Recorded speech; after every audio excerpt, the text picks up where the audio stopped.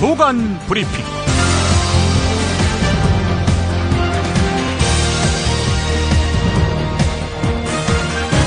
2015년 9월 2일 수요일입니다. 저는 병원 중간관리자들로부터 수차례 집단 괴롭힘을 받고 정신과 치료를 받으면서 3개월간 병가를 가야 했습니다. 무분별하고 극단적인 수익 추구 경영 정책에 방해가 되는 노조를 파괴하고 또 노조 지부장을 괴롭히기까지 하는 사태에 이른 것입니다. 우리나라 의료체계의 비극이기도 하지요. 저는 지금 병원장과 천주교 인천교구 세기산 주교님께 이 사태 해결을 위해 대화하자고 호소하며 투쟁하고 있습니다. 5개월째 면담조차 거부당하고 있습니다. 홍명옥 인천 성모병원 노조 지부장의 말이었습니다. 천주교 인천교구에서 운영하는 대학병원이 다른 민간병원에서도 하지 않는 돈벌이 경영과 인권 유린으로 지탄의 대상이 되고 있습니다. 인천 성모병원은 이른바 2000데이, 3000데이와 같은 특정한 날을 정해서 친인척, 지인들을 환자로 끌어모은다고 합니다. 이 병원 다니는 분, 친구분 혹은 친척분들은 의무적으로 아파야 되겠군요. 예. 인천 성모병원은 다른 병원에서 상상도 못하는 이런 일을 10년간 매년 수차례씩 해왔다고 합니다. 돈벌이 경영과 인권 유린으로 지탄의 대상이 되고 있지만 병원장과 주교는 대화조차 거부하고 있다고 합니다. 인천교구 문제는 인천교구에서 해결하라며 주한교황청 대사도 가톨릭 주교협의회 의장도 면담을 거부하고 있다고 하는데요. 그래서 이들은 로마 교황청으로 가서 프란치스코 교황을 만날 생각이라고 합니다. 자본의 탐욕을 비판한 프란치스코 교황, 이들을 만나줄지, 만난다면 어떤 메시지를 줄지 주목됩니다. 이 시각 반드시 알아야 할 뉴스 짚어보겠습니다. 특히 중국의 경우 텐진항 폭발이라든지 중국 내 수요 부진으로 인해 가지고 감소하였습니다. 산업통상자원부의 8월 수출입 동향에 따르면 지난해 같은 달보다 14.7% 급감했습니다. 이는 미국발 세계 금융위기가 발생한 직후인 2009년 8월 이후 6년 만에 최대 낙폭입니다. 수출은 연초부터 8개월째 마이너스 행진을 진행하고 있습니다. 질병관리본부에서 중앙에서부터 지방까지 일사불란한 이런 체계를 만들겠다는 말씀으로 이해를 해주시면 될 것 같습니다. 정부가 발표한 국가방역체계 개편안은 질병관리본부 위상 강화에 초점이 맞춰져 있습니다. 메르스 사태가 초기 역학조사 실패로 커졌다고 보고 질병관리본부의 전문성과 대처 능력을 키워준 것입니다. 그러나 질병관리본부가 1급 기관에서 차관급으로 격상됐다고 해서 쉽게 방역 관련한 전권을 행사할 수 있겠느냐, 이런 우려가 제기되고 있습니다. 과거 일본 제국주의 역사를 극복한 일을 기념하기 위한 전승절 행사 참석에 대해 시비 걸고 트집 잡는 것과 함께 그 야만의 역사마저 막말로 도발하는 일은 또 다른 형태의 역사 침략입니다. 정부는 박근혜 대통령을 명성황후에 비유한 인터넷판 칼럼을 게재한 일본 우익 언론 산케이 신문에 대해서 기사 삭제와 재발 방지 대책을 요구하기로 했습니다. 외교부 노광일 대변인은 브리핑에서 구체적인 기사 내용에 대해서는 논평할 가치가 없지만 문제가 있는 기사에 대해서 시정 조치를 요구하는 것은 별개의 차원이라고 생각한다라고 밝혔습니다.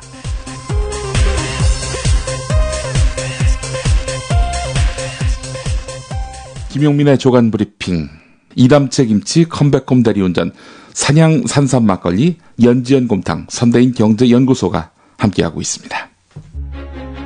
직접 담가 먹는 김치가 사 먹는 김치와 다른 이유 잘 아시죠?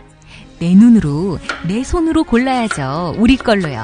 한 포기 한 포기 직접 손으로 소금을 뿌려 절이는, 가장 깨끗한 손으로 정성과 진심을 담아 이 김치 쥐앗으로 못 써요. 나쁜 병균 틈타지 말아야 하니까. 건강을 위해 소금은 적당히, 그러나 맛깔나게. 내 가족이 먹을 김치니까. 가족이 먹는 김치를 하나 더 만든다는 심정으로 만든 김치, 이담채 김치. 입맛 까다로운 김어준 딴지일보 총수의 한마디. 제가 이 김치의 맛을 보증합니다. 정말 맛있어요, 이 김치는. 포털 사이트 검색창에 이담채를 입력하세요. 전화주문은 1544-4586, 1544-4586. 컴백홈 대리운전. 여자한테 참 좋은데. 여자한테 정말 좋은데. 어떻게 표현할 방법이 없네. 컴백홈 대리운전이 왜 여자한테 좋냐고요? 대리기사님을 전화가 아니라 스마트폰 앱으로 호출합니다. 대리기사님의 사진과 평가, 체험 후기를 보시고 선택합니다. 그리고 모든 결제를 현금이 아닌 스마트폰에서 간편히 끝냅니다. 컴백홈 대리운전 왜 이제 나왔니? 묻지도 따지지도 않는 대리운전, 이제 컴백홈으로 바꾸자. 구글 플레이 앱스토어에서 컴백홈 대리운전을 입력하세요. 신규 고객 전용 쿠폰 번호 1818 입력하시면 기본 10,000원에 쿠폰 10,000원을 더해서 2장의 쿠폰을 선물로 드립니다. 컴백홈 대리운전, 하하, 남자한테도 좋은데 정말 좋은데. 지리산 해발 750m 청정 지역에 위치한 농장에서 직접 생산한 지리산 산양산삼. 그 산양산삼으로 만든 약선 막걸리. 진한 향기에 깊고 부드러운 맛. 이런 막걸리는 정말 처음이야. 막걸리는 쌀로 만들어야 속이 편하고 숙취가 없습니다. 밀가루를 사용하지 않고 100% 우리 쌀로 만든 전통주. 지리산 산양산삼 막걸리. 촌사람닷컴 홈페이지에서 구매할 수 있습니다. 네이버에서 촌사람닷컴을 검색하세요. 문의 1899-4188. 감염병 발생 현장에 출동하는 방역팀에게 전결권을 주고 질병관리본부장이 차관급으로 격상돼서 컨트롤 타워 역할을 하는 국가방역체계가 짜여집니다. 하지만 질병관리본부를 보건복지부에서 독립시키는 방안은 포함되지 않았습니다. 중동호흡기 증후군으로 불리는 메르스 초기에 방역이 실패한 거, 이거 사실 사태를 악화시킨 주범이 복지부 아닙니까? 이 복지부가 질병관리본부에 대한 문책은 없이 자리만 들리고 있다는 지적이 이 때문에 나오고 있습니다. 메르스 당시에 전문가들이 지적한 대로 질병관리본부를 청이나 처로 독립하는 방안은 개편안에 포함되지 않은 점, 개편안은 현재 1급인 질병관리본부장을 차관급으로 격상하고 본부장에게 인사 예산권을 일임하도록 했습니다. 감염병 발생 시에 방역은 처음부터 끝까지 질병관리본부가 책임지도록 하고 총리실, 복지부와 국민안전처는 지원하도록 했습니다. 질병관리본부장이 차관급으로 격상되나 복지부 장관의 지휘를 받는다는 점은 지금과 다르지 않습니다. 예산 인사도 세부 항목은 질병관리본부가 작성하지만 예산 총액과 일부 직급에 대한 인사는 복지부가 이렇게 그림을 그리는 그런 구도에서 벗어나기 힘듭니다.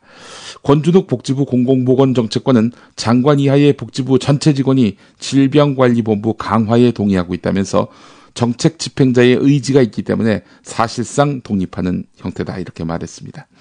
지난번 북한과의 합의도 사실상 사과, 사실상 재발방지 약속, 이렇게 이야기했는데 이번 질병관리본부 강화, 이것도 뭐 사실상의 독립이다, 이렇게 이야기하고 있군요. 하지만 장관 개인 의지에 기대해야 하는 정책은 언제든 부도수표가 될 수 있다는 점, 이 점을 오늘 경향신문이 일면에서 짚고 있습니다. 복지부가 메르스 위기를 기회 삼아서 차관급 자리를 신설하고 제 몸집만 불린다는 비판이 이 때문에 나온다는 겁니다. 국민일보 일면으로 가보겠습니다. 내년 하반기부터 동네 병원 의원 의사에게 대학병원 같은 이런 상급 종합병원으로 갈 때 필요한 진료 의뢰서를 써달라고 하면은 돈을 내야 한다고 합니다. 진료 의뢰 수가라는 그런 항목을 신설해서 환자에게 부담금을 물린다는 건데요. 질병관리본부장은 차관급으로 격상돼서 신종 감염병 방역을 전적으로 책임지는 바로 국가방역체계 개편안에 이 내용이 포함됐다는 겁니다. 이렇게 하는 이유는 동네 병원에서 진료 의뢰서를 받은 다음 여러 상급 종합병원을 옮겨 다니는 의료 쇼핑이 메르스 급속 확산을 부추겼다고 본 그런 탓입니다. 그래서 이걸 막는 차원에서 상급 병원 갈 때 말하자면 수수료를 더 받겠다, 이런 얘기죠. 이렇게 부담을 안겨주는 방식으로 이 문제 해법을 찾는 게 과연 타당할까요? 그리고 이상한 병이 있는데 돈 좀 더 내고 상급 병원 가려고 하죠. 안 그러겠습니까?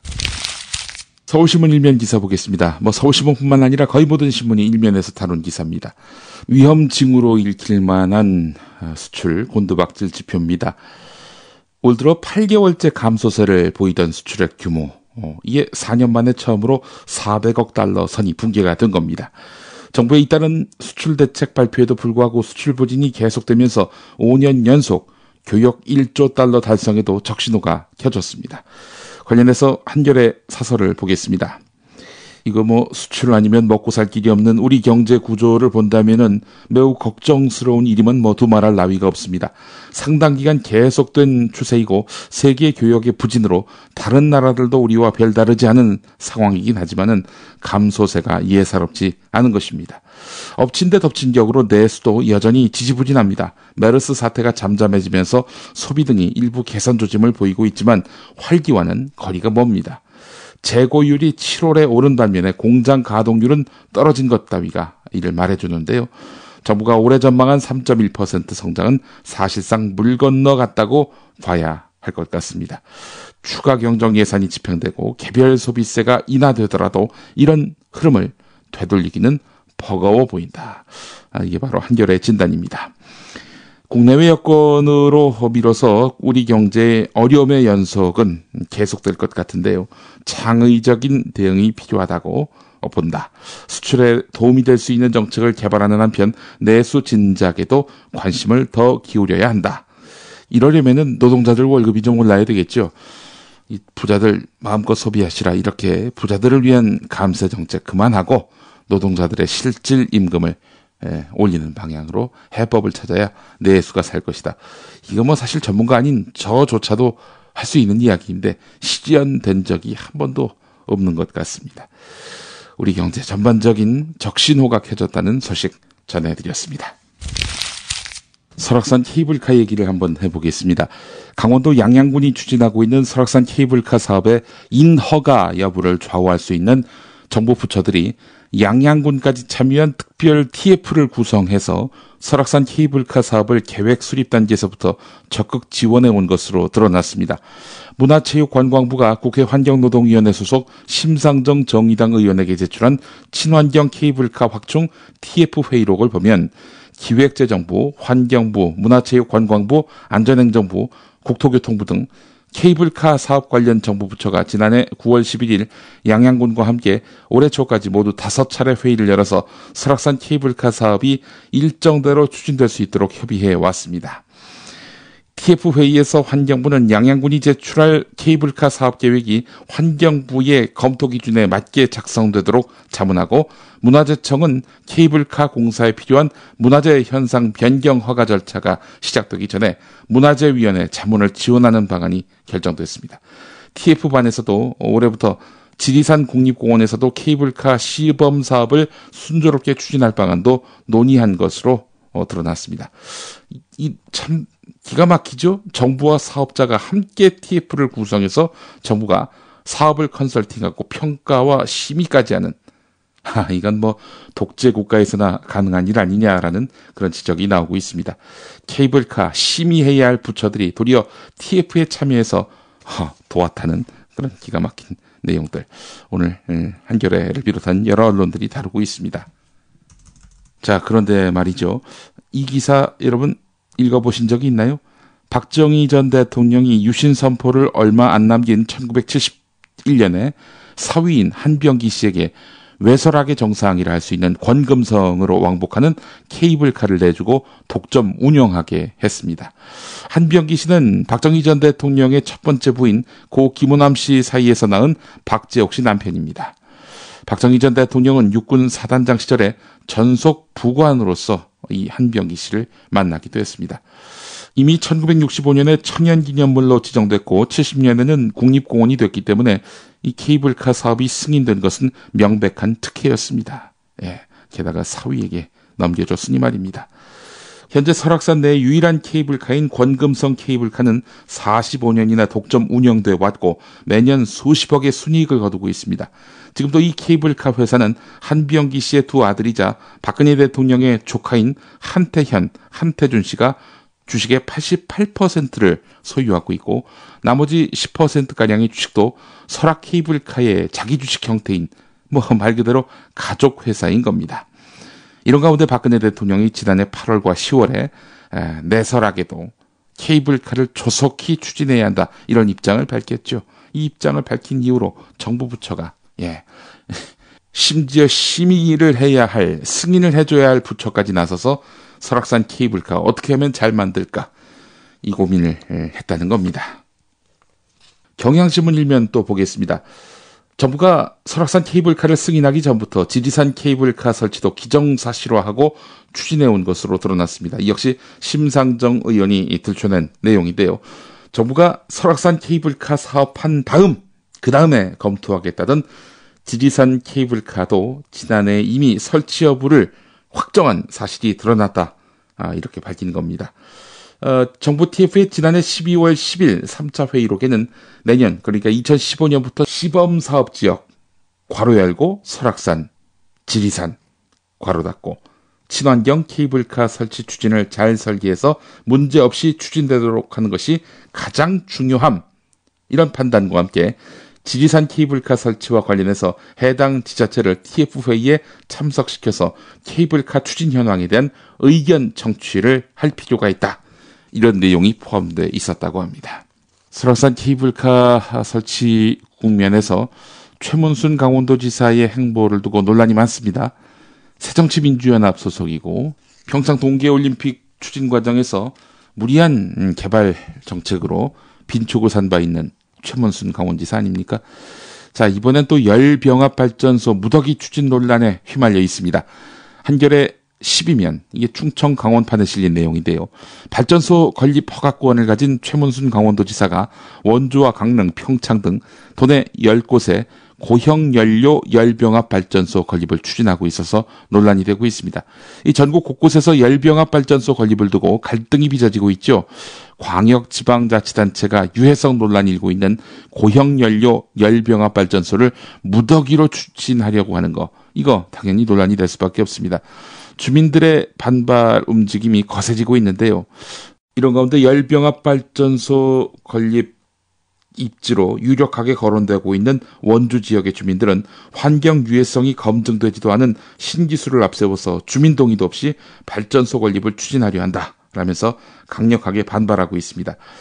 해당 지역인 지정면 주민들에 이어서 인근 지역인 흥엄면 주민들도 반대 투쟁위원회를 꾸리고 삭발식을 하는 등 반발 움직임이 거센 편입니다. 원주시 의회도 최근 전체 의원 간담회를 열어서 지정면 발전소 건립에 반대하기로 하고 이런 의견을 강원도에 전달하기로 했습니다. 이 원창목 원주시장 역시 새정치민주연합 소속이거든요. 원창목 시장 최근 지정면 주민들을 만나서 발전소 사업 허가권을 갖고 있는 도가 건립을 허가하더라도 개별법 등을 통해서 발전소 건립을 막아낼 것이다 라면서 반대 태도를 분명히 했다고 합니다.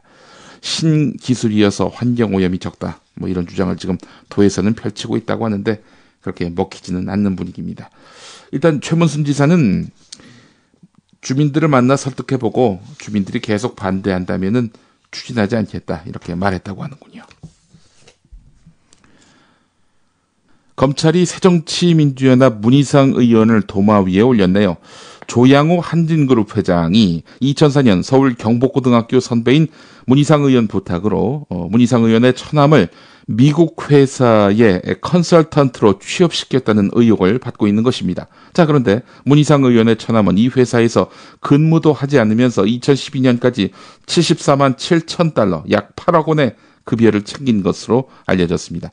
검찰은 조양호 회장을 상대로 해서 문희상 의원 처남의 취업 경위를 집중적으로 추궁했습니다. 자, 사실 지금 문희상 의원을 도마 위에 올린 거 일상적인 비리 수사로 보기 어려운 측면이 있습니다. 경기 북부 지역 새정치민주연합 소속 국회의원들을 상대로 한 검찰, 경찰의 전방위 수사가 진행되고 있기 때문입니다.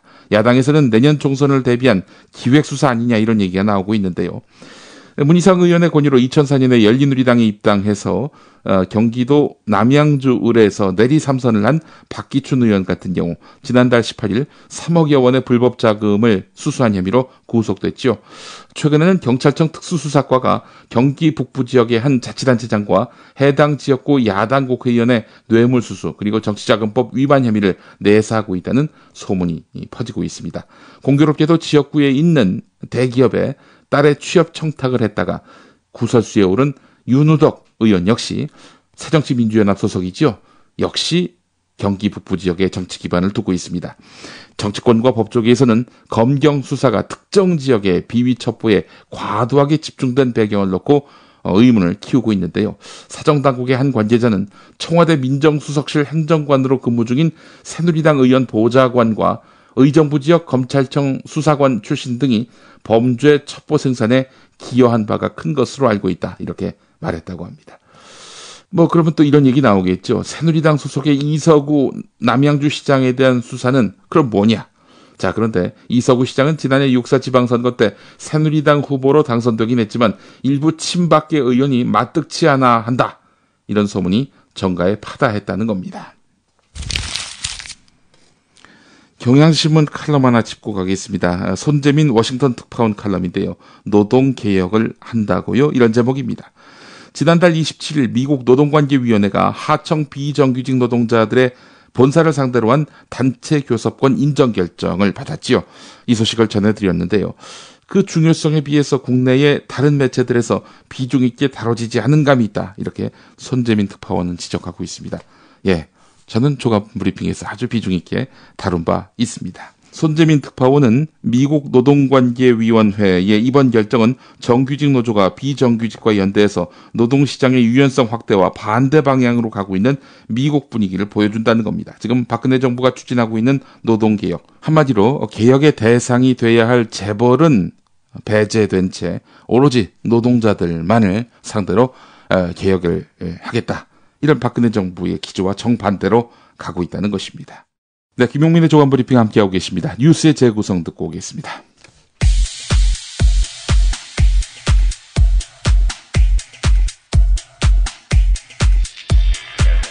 새누리당 국회의원 황진하. 그의 존재감은 자신이 속한 당의 대표를 디스하는 것. 우선 연평도 사건 당시 안상수 대표를 수행할 시점. 정부에서 지원을 잘 하겠습니다. 예, 고맙습니다. 예, 하여튼 힘내십시오. 예. 네네. 이렇게 좀 무사하시니까 정말 다행입니다. 예. 집 앞에 떨어졌어요. 집 앞에요. 예. 형체가 없는데 형체가? 군 출신이기도 한 황진하. 이걸 포탄이라고 분석. 이게 몇 밀 봅니까 이거? 그게 76.1이고. 아, 이건 70 공사포구나 그러니까. 요거는 이제 한 120mm 갖고 군에 다녀오지 않은 안상수 대표. 그 말을 찰석같이 믿고. 이게 포탄입니다. 포탄. 그럼 여기에 바로 떨어졌다는 얘기인데. 그런데 이게 상표 붙은 거 보니까 이게 포탄 아닌데 이게 아까 대표님 포탄이라고 그러는데 이게 포탄 아니에요 이거 마오병. 그렇지 않아도 군대에 다녀오지 않아 당대표 토론회 때 경쟁 후보 홍준표에게 엄청나게 공격을 당한 바 있던 안상수. 이런 제하에 안상수 후보님을 병력비리 종합 백화점이라고까지 지금 했습니다. 답변해 보시죠.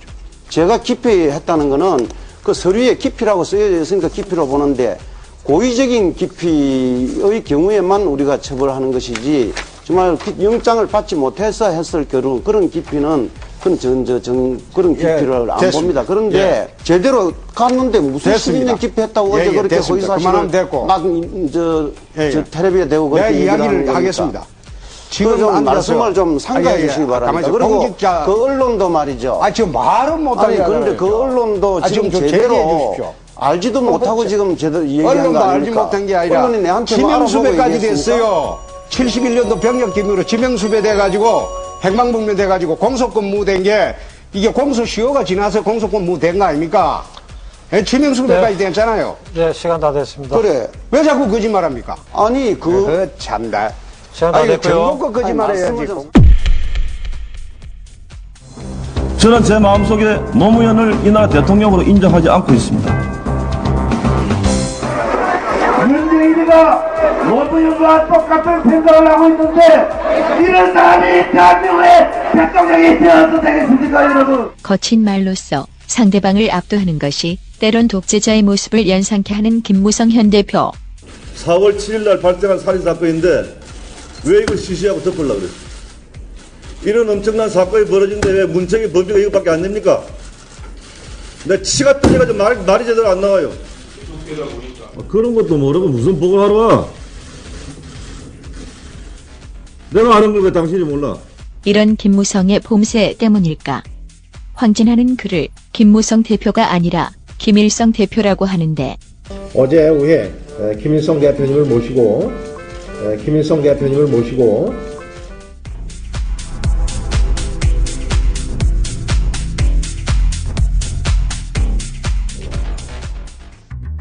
여섯 살 하늘이 밥을 잘 안 먹어요.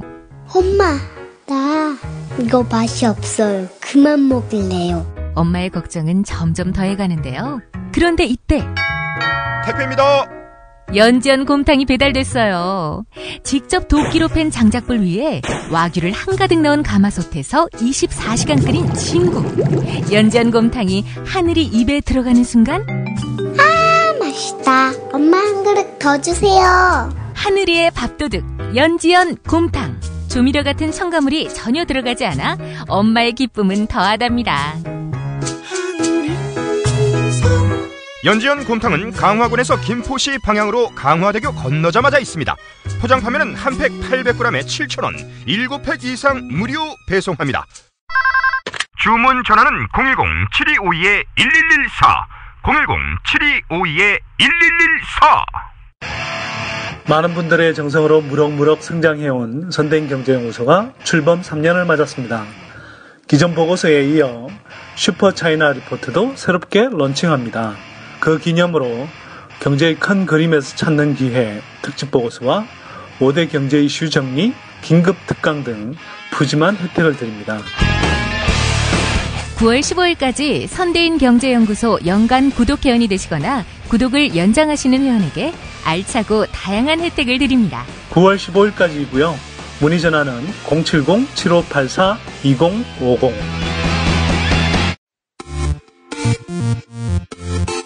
팟캐스트의 김엄마, 김용민이 만든 프로그램은 다릅니다. 김용민 브리핑, 관훈 나이트클럽, 나는 꼽살이다, 정영진 체육의 불금쇼, 쇼 개블리. 그의 프로그램은 허투루 나오는 법이 없습니다. 김용민 팟캐스트 광고 요청 홈페이지는 yongminc.kr, 용민c.kr. 전자우편은 김용민 PD @gmail.com입니다. 광고비의 가치를 아는 팟캐스트, 김용민 팟캐스트에 광고하세요. 용민c.kr. 좋은 방송으로 보답하겠습니다. 김용민이 전해드리는 조간 브리핑. 이른 아침 조간신문 핵심 기사를 훑어보는 시간, 김용민의 조간 브리핑. 월요일부터 토요일까지 매일 오전 7시대에 업데이트됩니다. 뉴스뿐 아니라 그 안에 숨은 맥락도 짚어드립니다. 네, 한겨레 일면 기사 보겠습니다. 2015 교육과정 개정은 정치, 자본, 학문, 사교육 권력의 장치상이다. 온갖 이해 당사자가 숟가락을 얻는 바람에 초등학교에 안전교육과 소프트웨어, 창의융합교육, 교과서 한자 병기가 들어왔다. 어린 학생의 발달을 저해하고 학습 부담을 가중시킬 우려가 높다. 네. 어제 서울 여의도 국회의원 회관에서 열린 2015 개정 교육과정안 무엇이 문제인가? 이 토론회에서 신은희 청주 내덕 초등학교 교사가 밝힌 내용입니다. 초등학교 교사가 바라본 이번 교육과정 개정은 막장극이다, 이렇게 말을 했는데요. 학생과 교육을 위한 개정이 아니라 권력 집단의 이해관계를 더 씌운 최악의 초등교육과정이라는 분석입니다. 이게 무슨 이야기냐? 초등교육과정 연구모임은 온갖 이해 당사자의 숟가락 얹기로 인해서 초등학생의 학습 부담이 크게 늘어났다는 것입니다. 단적인 예로 초등학교 교과서 한자 병기 문제를 한번 짚어보지요. 2002년부터 한자 교육 활성화를 내세운 한 단체가 건의문을 냈는데 이 건의문이 기초가 됐다는 겁니다. 이 단체는 한자 자격 시험을 후원하고 있는데 교육부의 한자 병기 추진이 기정사실화한 다음 한자 자격 시험 응시자가 급증하고 한자 사교육이 늘고 있는 것입니다. 인지적 교육 과정에 짓눌린 아이들한테 숨통을 터준 창의적 체험활동 시간. 이렇게 되면은 상대적으로 위축될 수밖에 없겠죠. 네. 온갖 이익 집단의 잔치상이 된 교육 과정. 국가 공공의 가치들을 수익 모델로 만든 이명박 정권의 기조가 그대로 계승된 것 같습니다. 대학 구조개혁 평가 결과 후폭풍이 만만치 않습니다. 서울신문 8면을 보면 이런 기사가 있습니다. A등급 대학들 보니까 수도권이 20곳이고 지방이 14곳인데요. 이 대학들은 수시를 앞두고 호재를 만났다 이러면서 반기는 분위기고요. 그렇지 않은 대학들, 낮은 등급의 대학들, 곧 퇴출될 가능성이 높은 대학들은 어떻게 되겠습니까? 그야말로 지금도 위기인데 더 큰 위기를 만나게 된 것이죠. 자, 이런 대학 구조개혁 평가 결과가 수도권 대학의 서열화로 굳어지는가, 이 점을 염려하는 기사가 실렸습니다. 송주명 한신대 교수는 정부가 획일적인 지표로 대학들을 평가해서 단기적인 구조조정을 유도하면 서열화가 심해질 수 있다. 특히 인위적인 구조조정이 대학의 자율성을 해치고 학문 연구라는 대학 본연의 기능을 잃어버리게 할까 우려된다. 이렇게 말했습니다. 하위그룹 학생들, 부실대학의 피해는 결국 우리가 지게 된다라면서 강력하게 반발하고 나섰습니다. A등급을 받은 본교와는 달리 낙제점을 받은 고려대, 건국대, 홍익대 등의 지방 캠퍼스 패닉에 빠졌다고 하는데요. 고려대 세종 캠퍼스, 이제 과거에는 조치원 캠퍼스로 불렸던 곳인데 이곳의 영문학과 학생 하나는 우리 학교가 부실대학으로 낙인 찍힐 줄 상상도 못했다. 학생들에게도 구체적인 안내는 물론이고 피해를 최소화하기 위한 배려가 필요하다 이렇게 말을 했다고 하는데요. 학교 측 관계자는 본교와 분교를 나눠서 평가하면 재정적으로 양호한 본교에 유리할 수밖에 없는 것 아니냐 이러면서 불만을 표시했다고 하는데요. 일부 하위그룹 대학에서는 교육부가 2단계 평가 대상 중 10%는 구제해 주겠다는 약속을 지키지 않았다 이렇게 성토를 하기도 했습니다. 대전대 관계자는 1차 때 점수가 좋지 않아서 각고의 노력을 기울였고 2차 평가 때 점수가 높게 나와서 승급을 기대했지만 2차 평가에서 등급이 올라간 대학은 한 곳도 없다. 또 이렇게 이야기를 했다고 합니다. 학생들이 피해를 봅니까? 학교 운영을 잘못한 학교가 책임져야죠.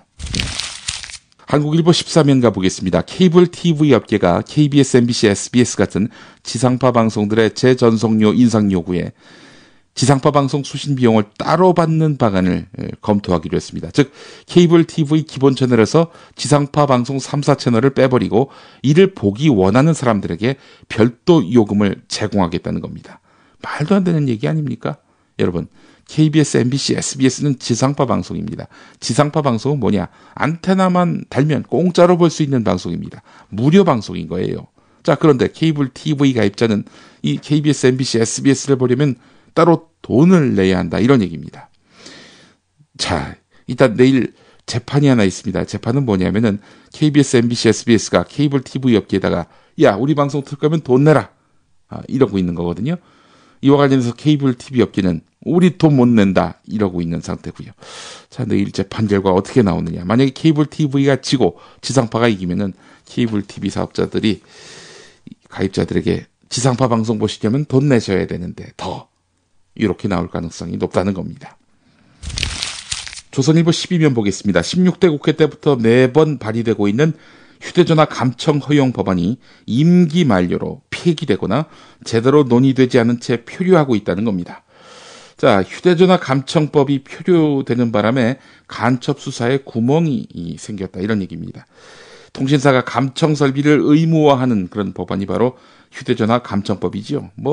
마음만 먹으면 얼마든지 남의 전화 엿들을 수 있는 그런 법안을 만들자는 것이 여당의 입장입니다. 국가 안보가 위협받는 상황이다. 이러고 있는데 이런 내용을 크게 조선일보는 다루고 있습니다. 저는 조선일보 기자들에게 묻고 싶습니다. 니네들 그 전화 엿들어도 기분 좋겠냐고요. 예. 모든 국민을 우범자로 여기는 이런 식의 그 입법 취지 동의할 수가 없는 겁니다. 한국일보 이면으로 가보겠습니다. 북한과 가장 가까운 섬이 바로 인천 강화군 교동도입니다. 이 교동도의 주민들이 대북 확성기를 다른 곳으로 옮겨달라라면서 국방부에 탄원서를 제출한 것으로 확인됐습니다. 지난달 서부전선 화력 도발의 진행 과정에서도 보듯 확성기에 대한 조준 타격 위협 때문에 항상 불안하다는 것이 바로 주민들의 하소연입니다. 확성기가 설치된 전방 지역 11곳으로 이 같은 불안감이 확산될 경우 우리 군의 대북 심리전에 차질을 빚을 수 있기 때문에 군 당국의 고민도 커지고 있습니다. 포탄 날아들 가능성이 있는 곳에 사시는 주민들 얼마나 고생이 많으십니까? 또 그런 곳에 사람들이 가서 살겠습니까?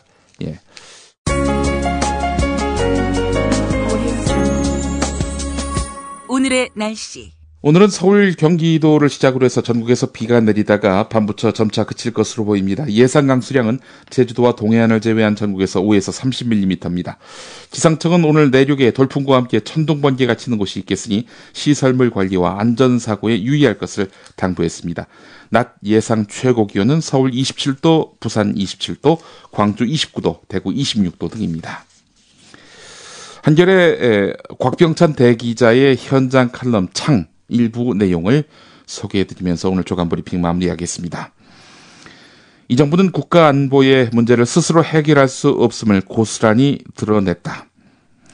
북으로서는 미사일도 아니고 발목질의 두 발로 제 뜻을 관철했으니 이 얼마나 생산적이고 효율적인가. 반면 박 대통령은 혹이 부린 것밖에 없다. 취임 초에 격을 따지면서 저들이 차려준 밥상을 걷어찬 것이나 틈만 나면 벼랑 끝 전술을 쓴다고 얻을 것은 없다. 도발하면 손해만 본다는 것을 알려줘야 한다라면서 으름장을 놨을 뿐이다. 도발은 도발대로 당한 뒤에야 2년 전과 다름없는 밥상을 받아들였으니 이 얼마나 허망한 일인가. 무엇보다도 무원칙하지 않은가. 원칙을 따져 묻는 또 다른 이유가 있다. 8.25 합의 이후 박근혜 대통령의 국정 운영 지지도가 급등했다. 이전까지만 해도 박 대통령은 여권에서마저 그 사용 가치를 의심받는 형편이었다. 임기 후반으로 들어서면서 본격적인 레임덕이 예고되고 있었다. 청와대는 무능하고 무책임한 상시들의 놀이터 정도로 손가락질 당했다. 그러나 합의 이후 청와대는 국정의 컨트롤 타워로서 위상을 되찾았고 대통령은 전국 운영의 확고한 중심이 됐다. 그 이유를 오해해서는 안 된다. 특히 박 대통령의 원칙 때문이라고 착각해서는 안 된다. 그건 충돌보다는 평화를, 대결보다는 상생을, 반목보다는 협력을 기대하는 국민 여망을 받아들였기 때문이다. 임기 후반 국정 운영의 원칙을 바로잡는 데 꼭 새겨야 할 교훈이다. 이런 내용입니다. 내일 뵙겠습니다.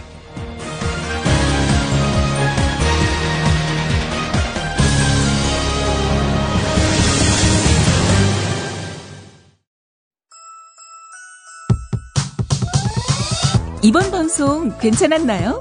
작별의 여운 이렇게 표시해주세요. 다운로드하기, 댓글 달기, 구독하기, 별점 주기. 더 좋은 방송 만들어달라는 약속 이렇게 응원해주세요. 다운로드하기, 댓글 달기, 구독하기, 별점 주기. 기억하셨죠? 다운로드하기, 댓글 달기, 구독하기, 별점 주기.